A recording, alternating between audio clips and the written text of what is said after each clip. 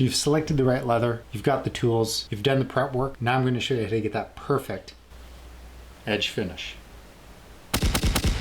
Hello everybody, if this is your first time here, welcome. My name is Justin and I run a company called Norfolk Handmade. We specialize in small batch, private label leather goods.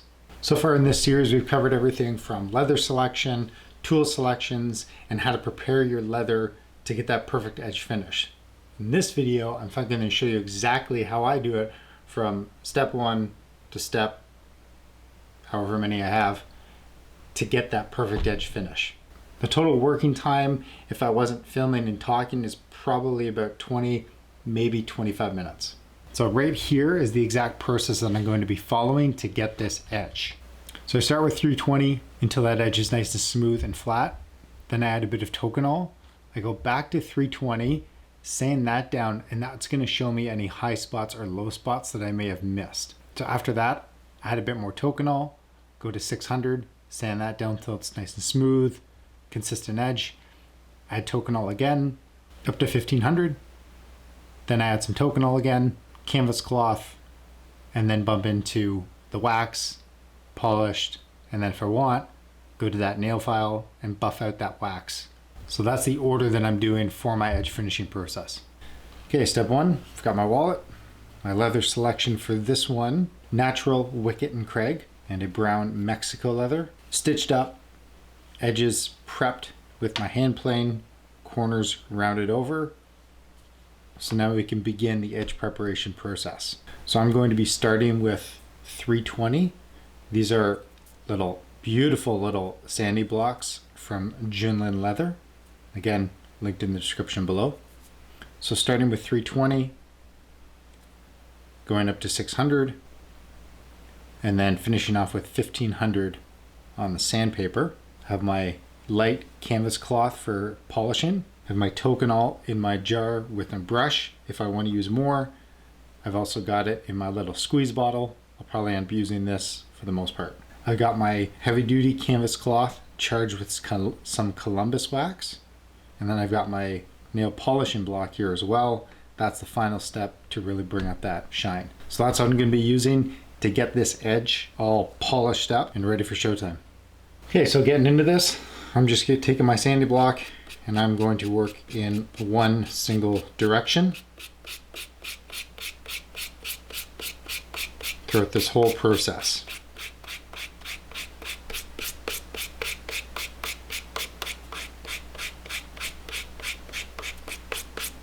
If your edge is exceptionally rough or you haven't done a lot of prep, then you can work back and forth. That's going to remove the material faster. But I find working in one direction, especially at around 320, is a little bit more efficient. If you really have more rough work, then I suggest just going to a lower grit or using your hand plane to bring that edge down.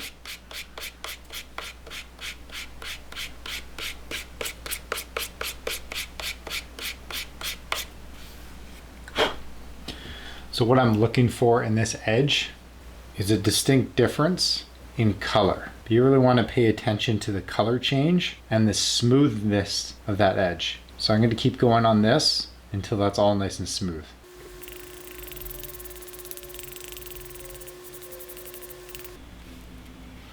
Okay, so we're basically done with 320. So you can see that edge. The finish is nice and consistent with this grit. I don't see any low spots. So that's ready for Tokonole. So now we're going to come in with a Tokonole.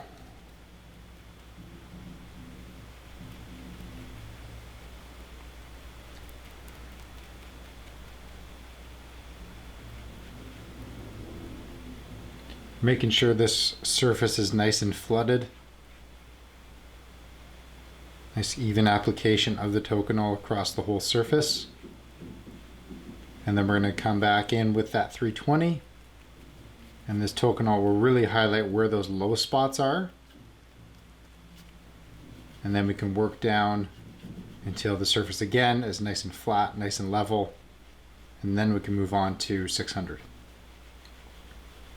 So I'm halfway through this edge, and I just wanted to show you, this is the edge with the Tokonole. So I haven't hit any sandpaper on this yet. This is just what you saw me put the Tokonole on. So let's zoom in here. I really want to illustrate what you're looking for. So you can see that edge looks nice and consistent. So I'll do a few swipes.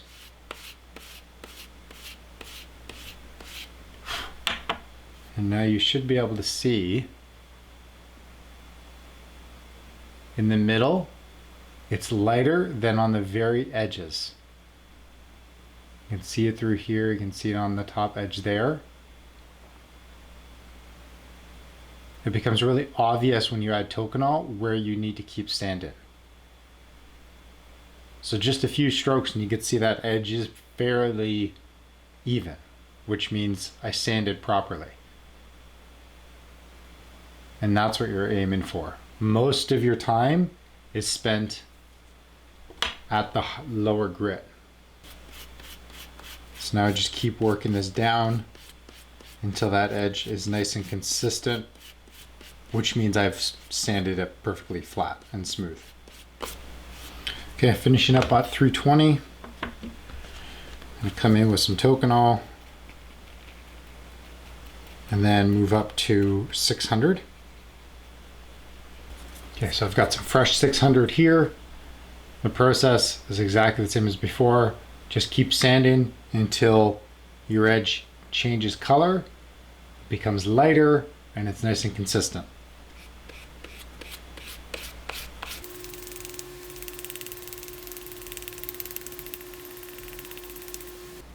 So there is 600 done. I'm gonna put that aside. Some Tokonole on this edge again, and then same process with 1500.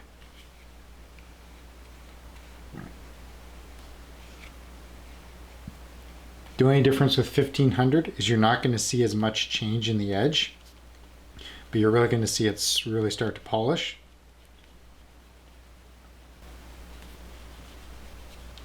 So it's the same process with 1500. Sand is normal until the edge is nice and consistent. And here we go.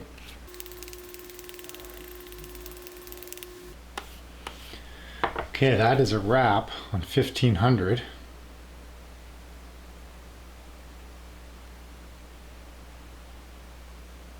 Again with the Tokonole. And then bring up that shine with this with the canvas cloth.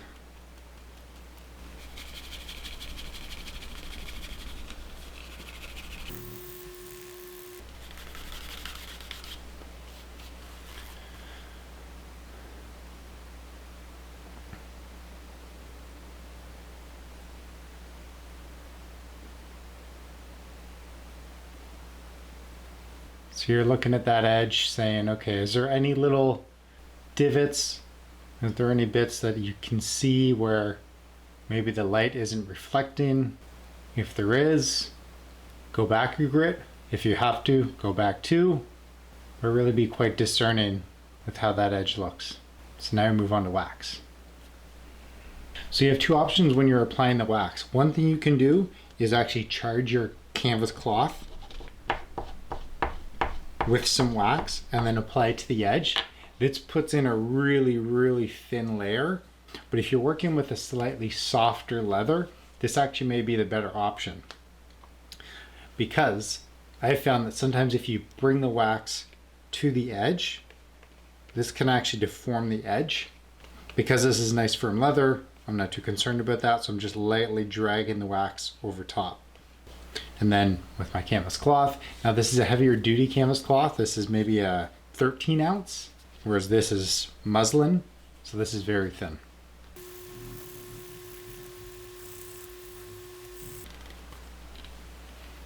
So you should be able to feel the wax, the very light wax layer that is now on that edge.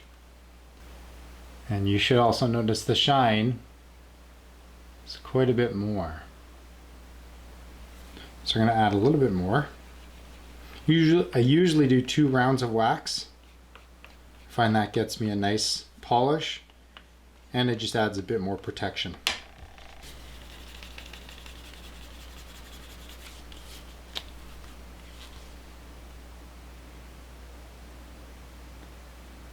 So that is our polished edge.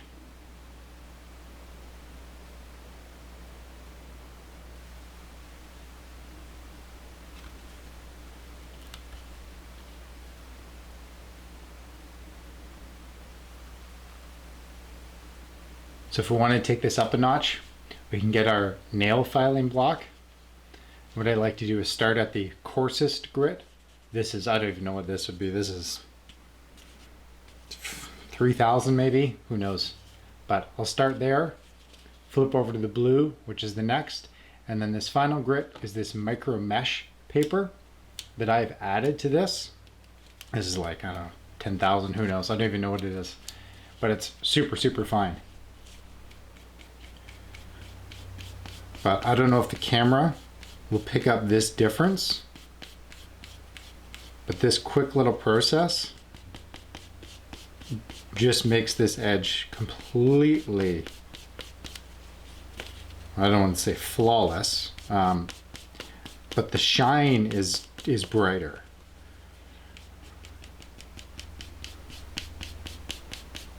This really evens out that wax.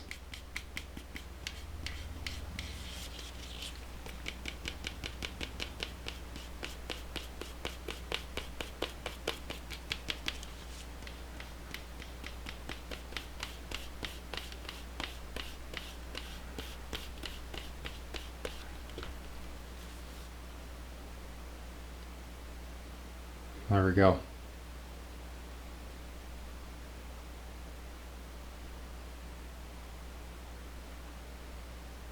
Let's zoom in here. I think this edge is ready for a close-up.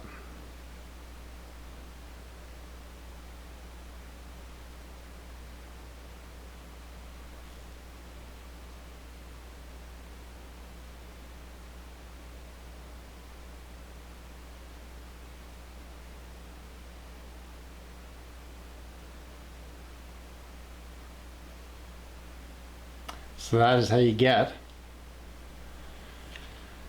a perfectly polished edge.